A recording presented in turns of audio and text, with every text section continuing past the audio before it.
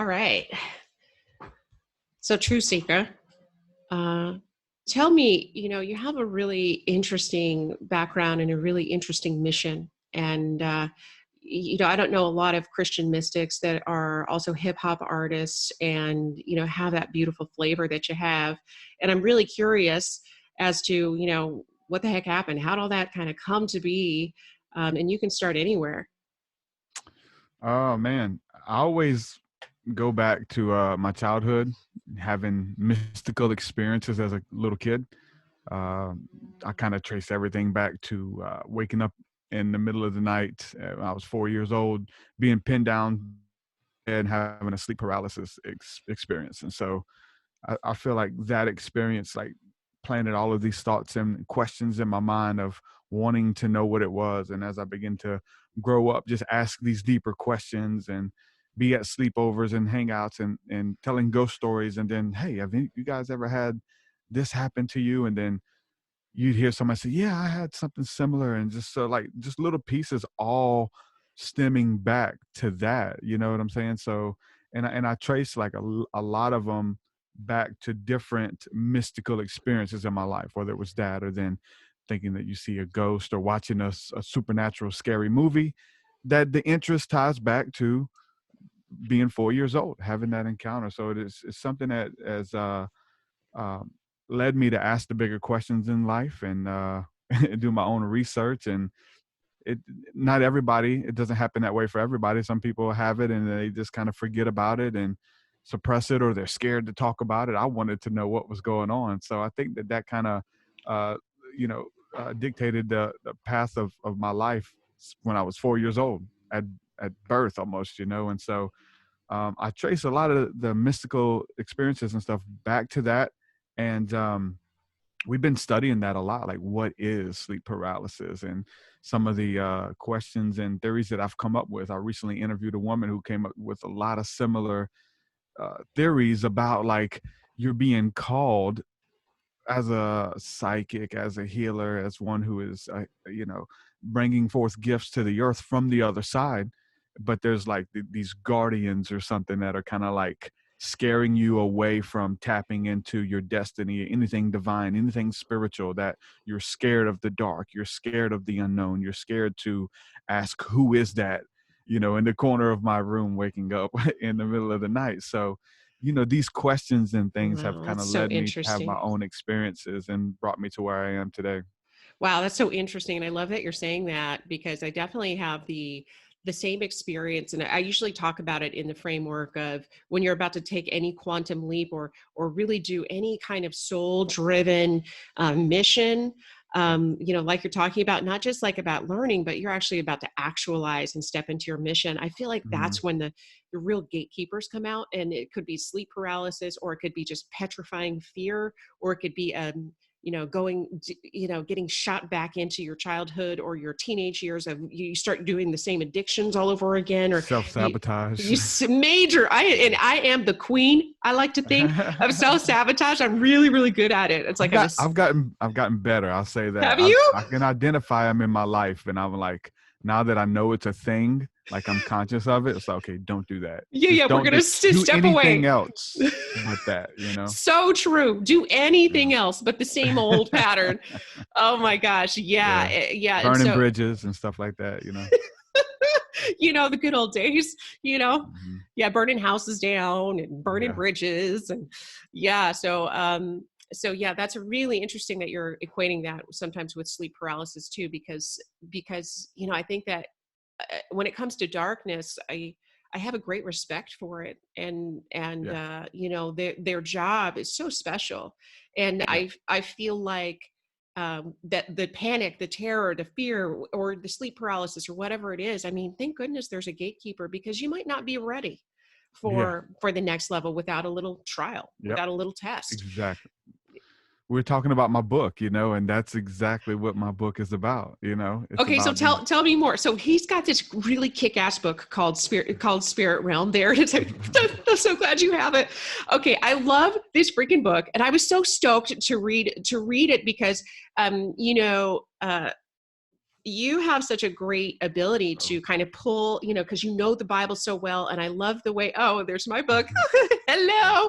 Um, but because the way that you weave mystical truth through the Bible, which is how I read the Bible, but not everybody reads it like that. So I just was so refreshed by it. But let's talk about why you said that's like your book. Yeah. Just the whole term that I used here, sovereignty of God. So the book is spirit realm, angels, demons, spirits, and the sovereignty of God. And so the whole sovereignty of God thing, it catches people off guard. They think it's more of a religious book than a spiritual or occult type book. And so, but that what I was trying to unpack is the fact that you have the ecosystem of heaven and the ethers and the different dimensions and the lower realms and all of these entities that reside on these different levels of density in the spirit world, and that they are created entities and beings that carry out a job. Like they are created to do something. Like it's not God that leaves his throne or comes down and makes something happen to teach you a lesson, but there are these lessons and courses and things and tests Mm-hmm. and trials and pop quizzes that are set up, and they're carried out by different entities, the guardians. You got to get past these guys. You got to prove yourself worthy. You have to overcome. You have to respond with love, which is the way to pass all of them, right? Mm-hmm. And to be able to ascend to the higher levels Oh my and God. encounter beautiful beings and things like that. But these lower level guys, they're not evil. They're not wicked. They're just entities that have a job to do, and Oh they my do it gosh. very well. It's like So, killing me right now, what you're saying. It's like in such a good way. This is exactly, and I don't, I haven't learned about this stuff necessarily through the books, but it's through the experience of being a healer yeah, and working with my own process and then helping others.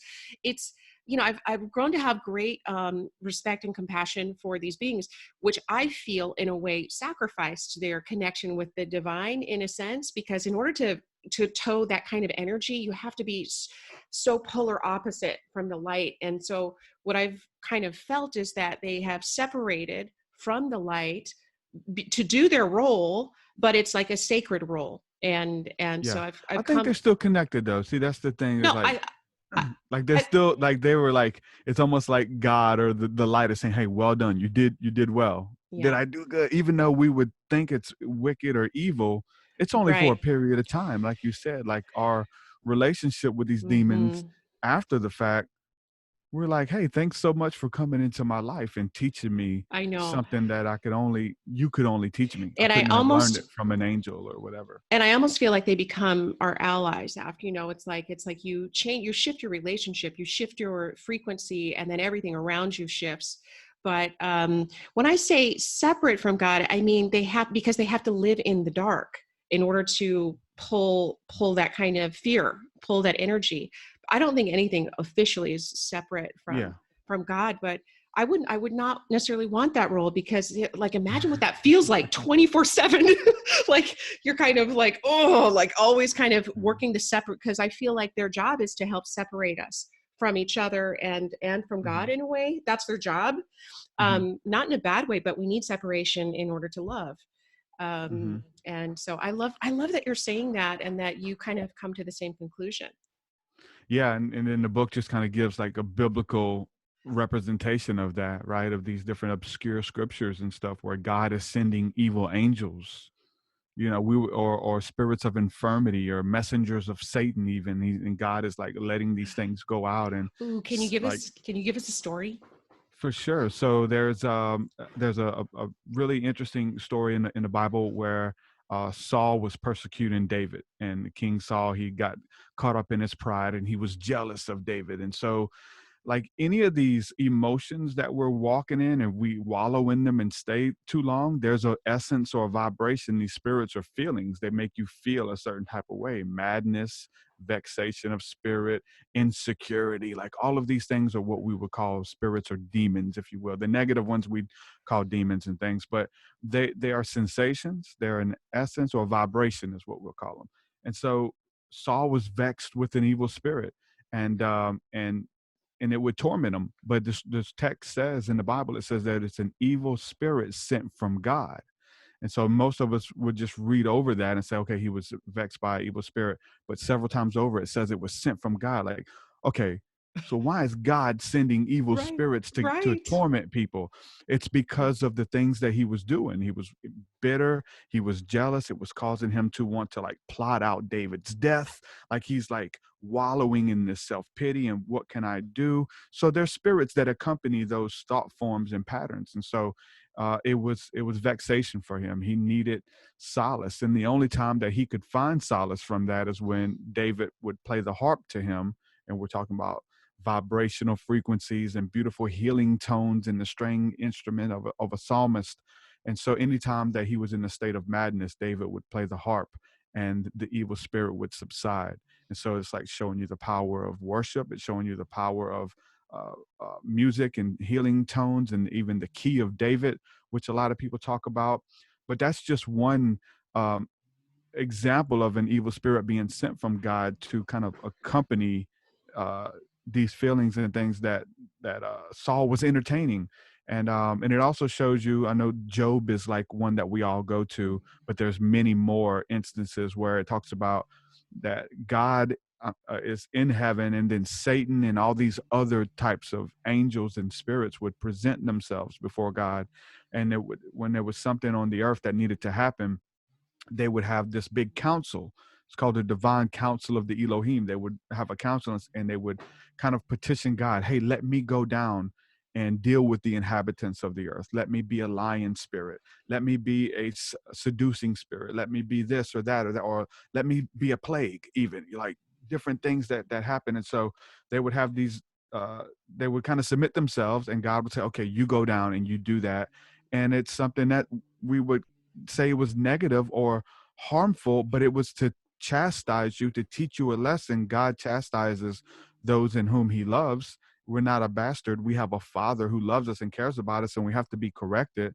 And so God uses what we would call our enemies or uh, evil spirits or people to teach us lessons. And so we're talking about burning bridges and self-sabotaging and jealousy. Like these people bring out stuff that is within us, and it has to come out because God is refining us in his fire 7 times over, that we'll come out as pure gold.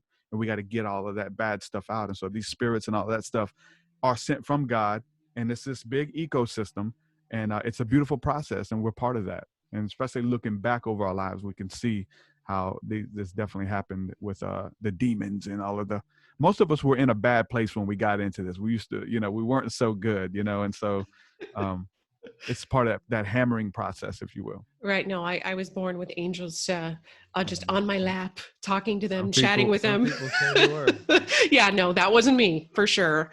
Um, Definitely not. So yeah, I love that. And I love how you call it an ecosystem. And I loved, reading your book because of that. And for me, your book was really validating because the information that because I do not come from a religious background, I've become more respectful of religion the more I've become a mystic, right? Yeah. Because it's like you really open up to the truths that are kind of hanging out in Mm. open space.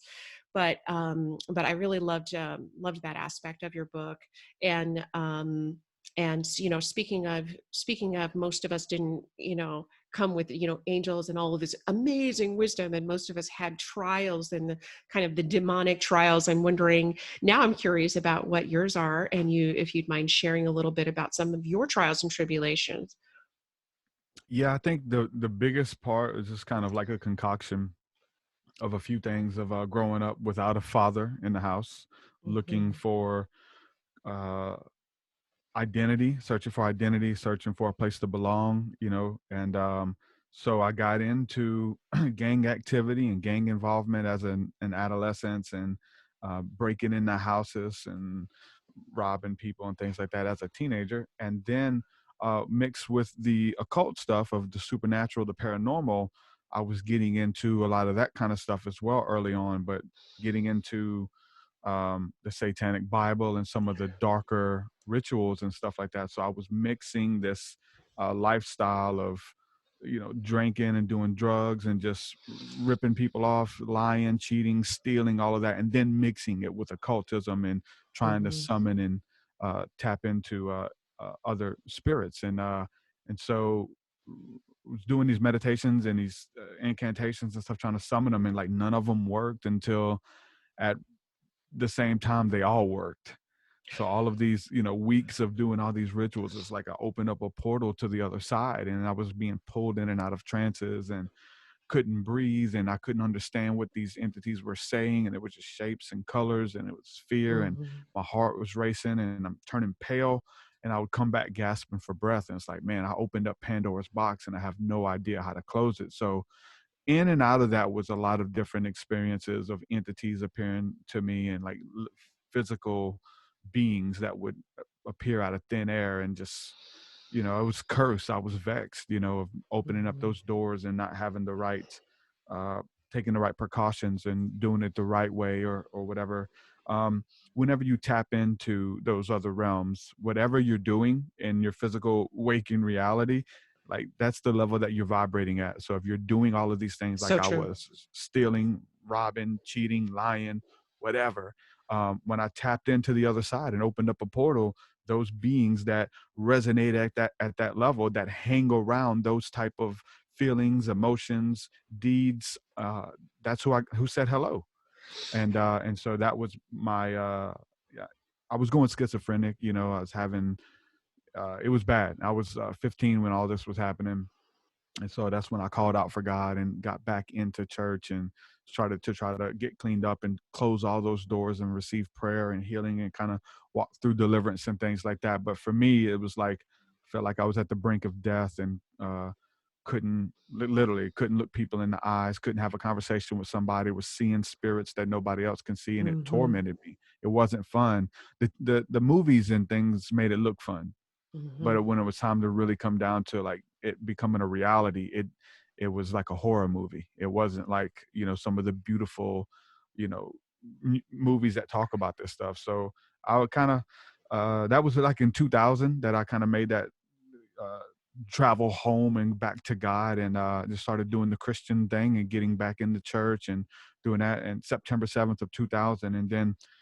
my walk just began to kind of evolve and kind of going the Christian realm for a couple of years, and then just going deeper and deeper into some of the books that were taken out, and then mystical experiences that I was having Mhm. in my prayer time, and reading about them in the Bible, and then have those encounters that I would read about. I would have them dreams and visions of God speaking, and the angelic. And so now that my life was changed and I was walking in the light as he is in the light, I'm having beautiful encounters in the spirit realm. I'm having Mhm. beautiful encounters with the divine and entities on the other side, because I'm not doing all of that stuff. And so there's a right way and a wrong way to do everything. And so that's, for the Yeah. biggest part, like that was when everything came to a head. But that was like my darkness, and I didn't, not everybody makes it out of that, and I was lucky to make it out with my sanity, and Yeah. be here today to talk about it. I agree. And I don't know if we've ever talked about this, but, in my early 20s, I had very similar experiences, and I was doing a lot of drugs, specifically crystal meth, which will dial you in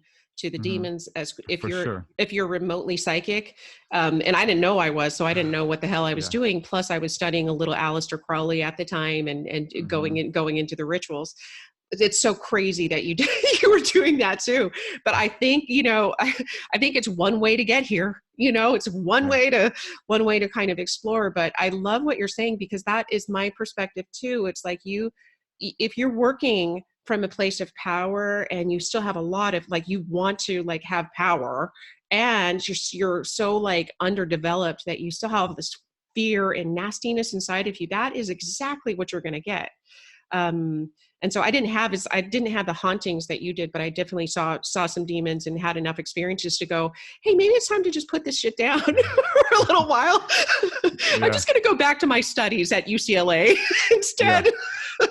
No, I mean, I've heard countless stories about crystal meth and the spirit realm, and Oh, um it's yeah. intense. I mean, I loved it, on the one hand, because I'm just kind of like I just want to know. I'm just curious. I'm just designed for spiritual things. Yeah. But wow, that was a little much. And it was my first entry into, oh my gosh, okay, some cans just kicked themselves across the room. Nothing's in here. And oh wow, it's pretty intense. But Hmm. I like what you're saying.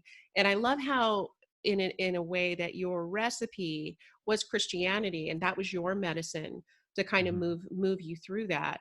And you mentioned the other books. I'm really curious about Christianity. I've been a little butthurt over the years of talking about angels and doing my mystical thing, because I get a lot of email from born again Christians calling me evil and calling everybody evil Hmm. and all of this stuff. And I've always understood, for me, Jesus has always felt like a mystic, or been a mystic to me, as well as all the prophets. They're mystics. They are not listening always to the traditions of the time. They're calling in, there's newness coming in, and they're listening to Oh, the new age. That's the new dawn.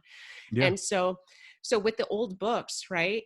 Can you talk a little bit more about those? Because maybe a lot of people don't know that the Bible was redacted and was kind of like designed, and some books were taken out. And I know, though the one I'm familiar with is the Gospel of Thomas, which is a big Gnostic text. But can you tell us a little bit more about that?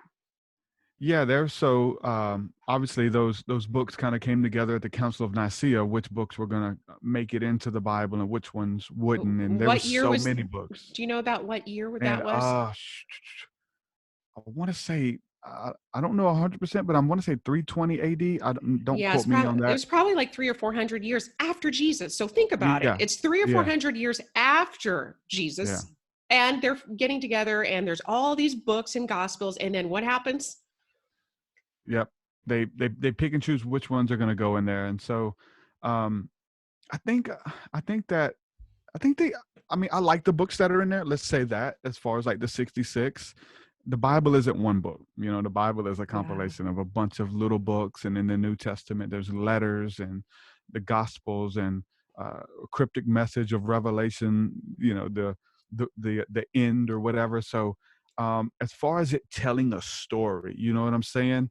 There would be like these other books that were just like, that doesn't really fit, or that we took a rabbit trail. We need to kind of bring it in. So it's telling this story of humanity and our struggle, and then redemption through Christ and stuff like that. So a lot of the stuff that's in there, I'm cool with it, but I'm definitely curious about the ones that were taken out. Yeah. Why did they take them out, and why didn't they fit, and what was in there? And it wasn't, some scholars would say because they weren't inspired or something. Well, the scripture says that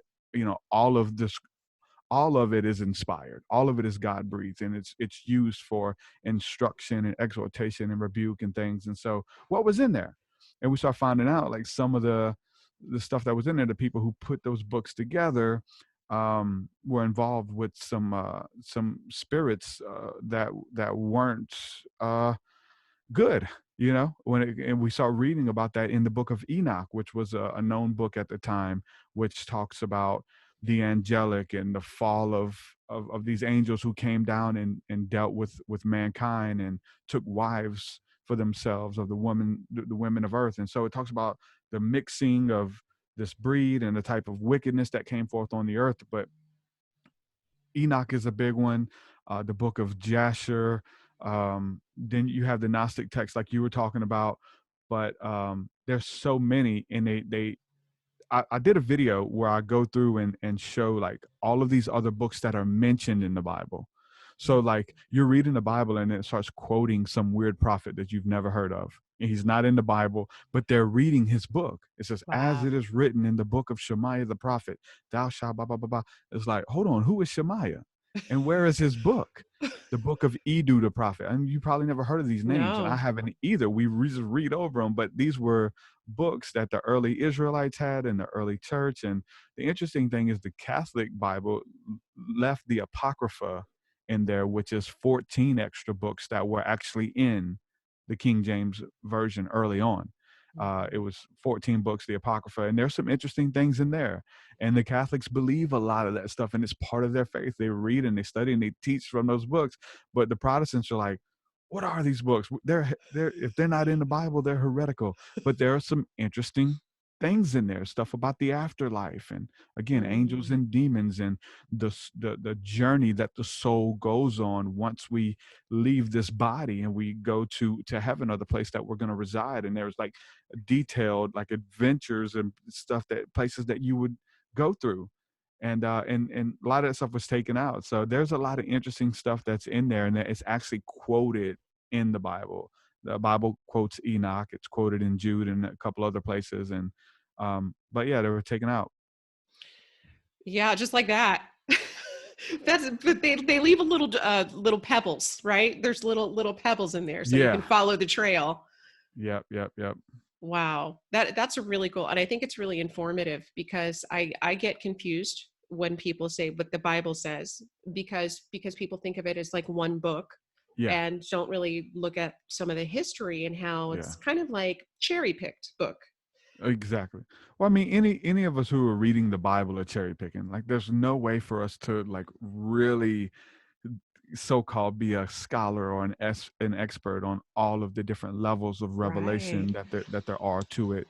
Like, you can give yourself over to a life of study of one portion of the scriptures, and each time you read it and the depths of it, and then going back to the Hebraic understanding of what it meant to them versus what it means to you, and Right. the spiritual, the literal, the allegorical, the metaphorical. Like, there's different ways to read the Bible and understand. So for any denomination or any religion to act like they are the expert or end all to any of it, um, that we're just deceiving ourselves, because there's so much. And so we just kind of pick and choose like what we like, what stands out to us, what we want to study for that given portion of our lives. But you'll have ministries and people who are really good at quoting and studying the scriptures that end up be right on about so many things, but then other things they introduce and they just like totally miss the Yeah. meaning. It's like, hold on, no, no, no. So for someone to think that they have it all figured out, that's definitely not what the Bible teaches. There's no way that we could. Yeah, wow. Such a But we good can point. try. Give it a shot. Give it a shot. Everyone thinks they've got it nailed sometimes. Finally figured it out. Yeah, crack the code. I know. Which Something the else. crack in the code is love. And if you understand that and you approach it with love, you've got it figured out. You understand the meaning of every story, supernatural divine love for your enemies, for your brethren, for your body, for taking care of your temple. Like, love is the essence of the whole thing. And so if we read it with that, then we can read it in the newness of life, and versus reading it as a Right. history book, or reading it as trying to condemn someone or something like that. Absolutely. And I think that that's the one thing that most mystics agree on, no matter what religion you look at, whether they're indigenous religions or prominent bigger religions, is that, yeah, it's really, when you take it down to its essence, it's about love. So simple when you think about it. And beautiful. Yeah, it is, but it's so simple that we miss it, I you know, know. it's like, can't be that easy. Yeah, I know. People get mad when you tell them it's that easy. No, it's got to be You're just more. being lazy. You're just being Yeah, lazy. We're just lazy. It's just about yeah. They want love. to define the love and break it down. It's like, look, you can just keep going in it, but love, it just gets I deeper and know. deeper and deeper, and it's expansive. It's inclusive. Like, it's awesome. It's pretty awesome. Keeps us busy, that's for sure. Yeah. Keeps us busy. Something else that I love about what you talk about, and part of your passion, is your which is different than a lot of people who follow just a specific religion, or they just, they follow Jesus or whatever, is your respect for plant medicine. And I'm just wondering, and I have a deep respect for plant medicine and all the medicines that are coming from the planet to come cure the heart of Hmm. humanity. But can you tell me a little bit about your journey in that, and how you manage to work that into your Christian mystic model?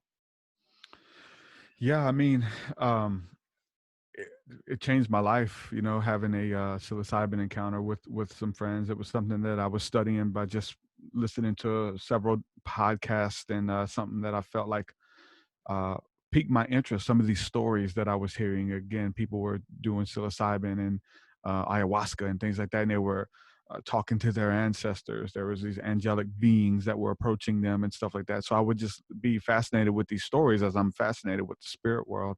But there was a fear there, because like I wanted to do it, but I did not want to go back to deep demonic possession, giving myself over to uh, demons for 8 hours, because you hear some horror stories.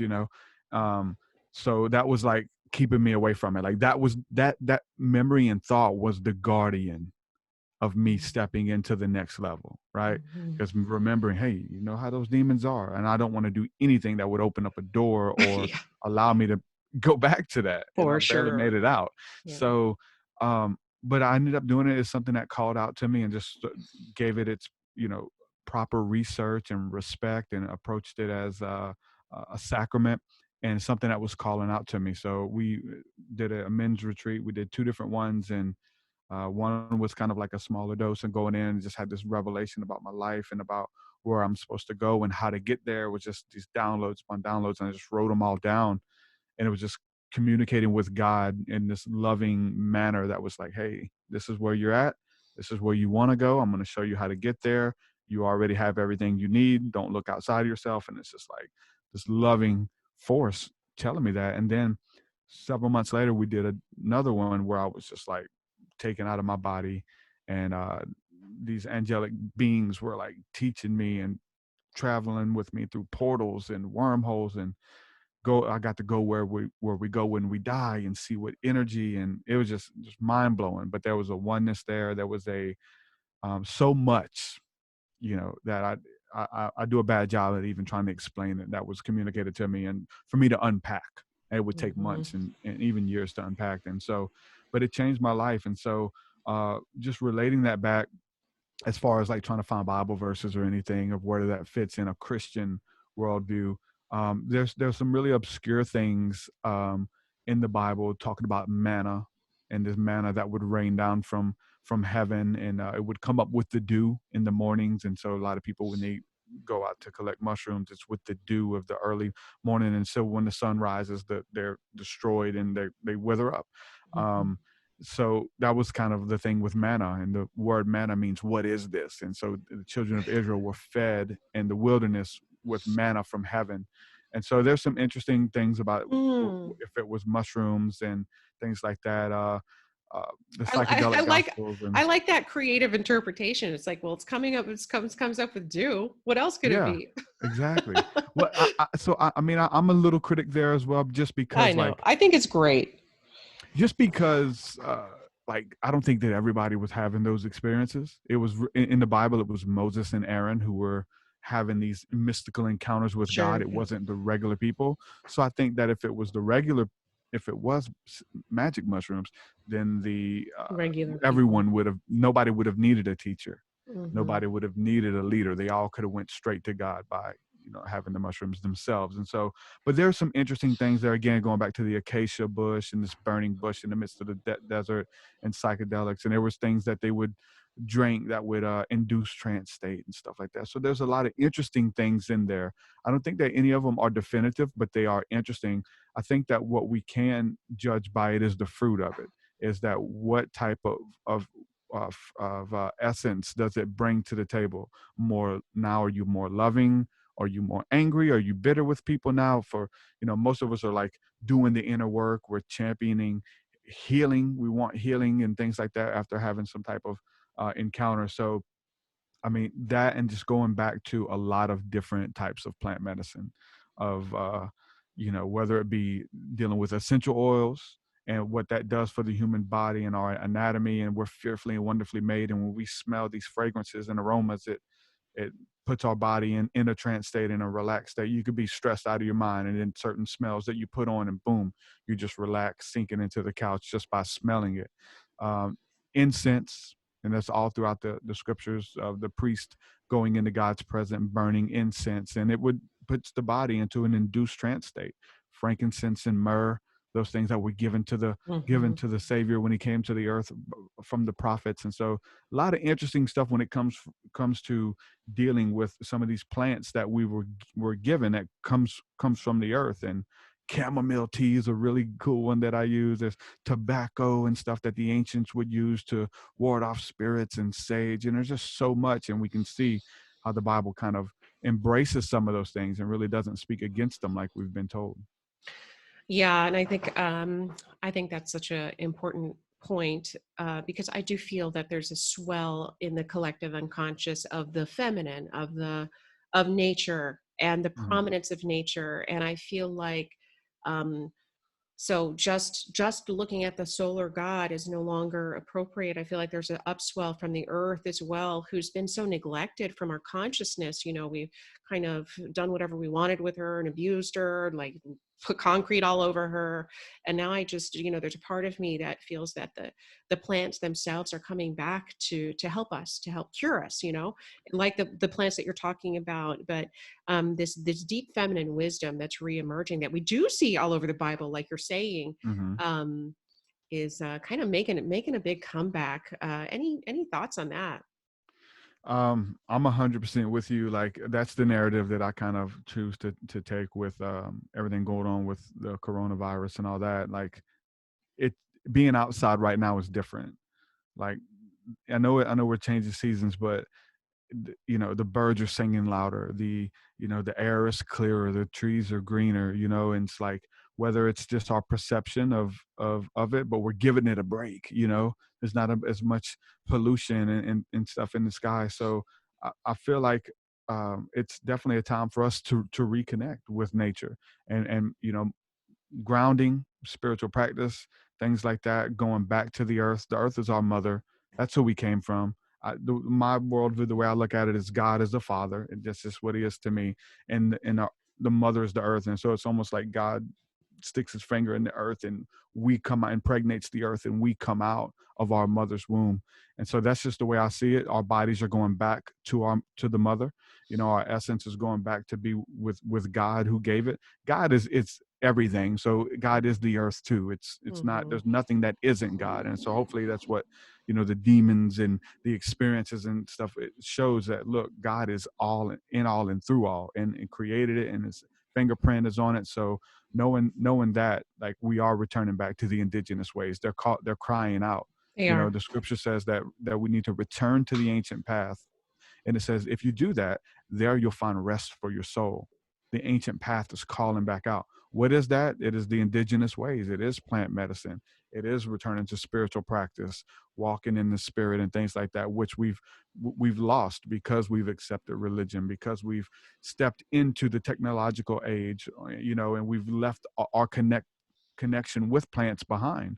But there is a resurgence and a reemergence of these things, and people are waking up all over the earth, and they're going back to these ayahuasca retreats and ceremonies. You host retreats, and I do as well, and I'm sold out. I've done two that I've started, and Yeah. people are just like, where do I sign up? I want it. Yeah. You know what I'm saying? Yeah. And a lot of Christians, because I've been vocal, I'm doing my work. A lot of people, like, I kind of just presented that, look, you don't have to abandon your faith to believe in some of these things, to check out some of these things. And so I show you that they're even in the Bible. There's essences and obscure verses that even talk about the angelic and the aliens and angels and uh, elemental spirits and connecting with the earth and things like that. The Bible even talks about like if we listen to the birds, then the birds will teach us. If we listen to the wind will teach us. And really honing in on things like that. Hold on, let's listen to the earth. Let's Shamanic. listen to the birds. Yeah. Exactly. Yeah. These were a tribal people. These people were primitive, man. They're dancing around the fire and playing Yeah. drums, and it was Yeah. a beautiful thing that we've lost. You know. Deeply, yes, for sure. And I just agree 100% with everything that you're saying. I just did a global ritual, was it last week? And that was so much of the information coming through, is that, you know, it's our mother too. Our mother, literally our bodies. Our bodies are given to us, and our father gave us her spirit, and it's, you know, this beautiful resurgence, and this I'm what I'm envisioning is a beautiful marriage between Hmm. between these Yeah. two, because they belong together. I got a meditation that I did with like ASMR and sound effects and things like that, where I hired voice actors to come in and play the parts too. So I lead you on a journey up from the heart chakra all the way up to the sky, and you're going through the clouds and past the trees, and you meet with Father God, who embraces you, and then there's some words that he gives you, embraces you into his bosom, and there's a voice actor who plays like almost like an old Gandalf character, and then you go back to your body, and then you go to the ground. You go down from the heart back down through the root, and you go into the ground and go to the center of the earth, and you're Yeah. hearing the rocks and magma, and then you embrace the mother, And so you have this encounter with the father and the mother, and then both becoming one, and you come back to your body. And then just understand that you didn't have to go anywhere for that to happen. You didn't have to do anything. You were always connected, but just being mindful of it, it's Yes. pretty powerful. So I have a guided meditation that I did on that. It's pretty cool. Oh, that sounds amazing. Yes. Something else that is just recent that I just channeled also about prayer. You know, a lot of us, when we're praying, we're sending it up to God in heaven. And the new thing that I feel is it's up to heaven and down to earth. You send your prayer down to earth too. It's like both ways because it's mother and father. Hmm. And so I just feel like there's just going to be a lot more of that information coming through, like a partnering of the different kinds of divine and this incredible allies we have for us. Yeah, I've been really big on that, especially I have my Christian audience is getting a little bit bigger, being a little bit more vocal and stuff about my faith, and they're growing, but a lot of people are getting into a lot of this stuff too. So a lot of them are like against the earth stuff. They've been told that the earth is cursed, and that the plant medicines or even elemental spirits that dwell within the plant kingdoms and over the rocks and over the wind and over the waves, like that these entities are even bad or something like negative. It's like they have a job, and we are connected with all of them. We have a relationship with all of them. So I've been really vocal about returning back to the earth and remembering the mother and stuff like that. But it has been kind of hard with some of the church crowd who already think that the earth is cursed and then the earth is fallen and things like that. So really just trying to change that idea. Well, you know? I'm so someone's got to do it because I feel like that's where the suffering is people who are still trying to make some kind of separation between, the earth. You make a separation, you say the earth is, it's like calling you that and calling, it's like What you can't original feel love. sin, like we came from it, so we're cursed too, kind of thing. Yeah, but you know Yeah. what, it's all again back to love. And I feel like we have an opportunity right now. The window's open. And I think that's why people like you and other, I have another friend who's like super ultra Mormon, lives in Utah, Salt Lake City. And I took them to Peru with me during the last journey that we did. We did San Pedro Huachuma. And it's the first time he had done plant medicine. And now he's just a huge advocate and plans on Yeah. doing kind of what you're doing, like this Yeah. this movement of like, this is not evil, this is curing us. Yeah. You know. Yeah, the Bible says that every good and perfect gift comes from above. If it's good, if it's helping you, now if you was doing it like crystal meth, now that's a That's different, not like, good. you know That's what I'm not saying? good. So you judge the fruit of it.